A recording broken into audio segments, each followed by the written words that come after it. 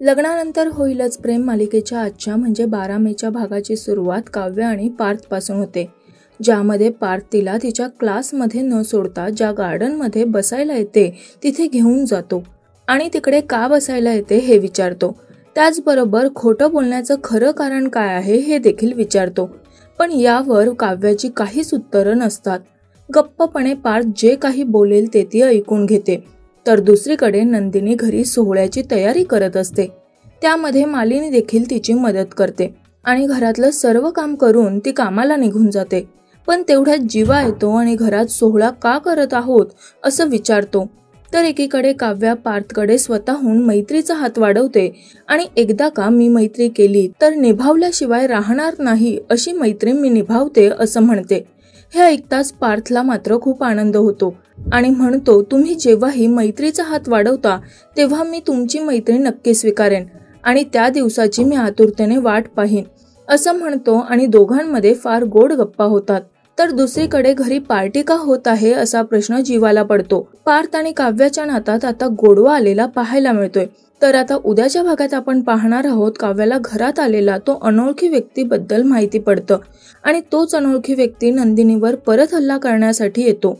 तर तो व्यक्ती नेमका कोण आहे हे जाणून घेण्यासाठी आणि मालिकेच्या अशाच अपडेट जाणून घेण्यासाठी आमच्या चॅनलला लाईक, फॉलो आणि सबस्क्राईब करायला विसरू नका.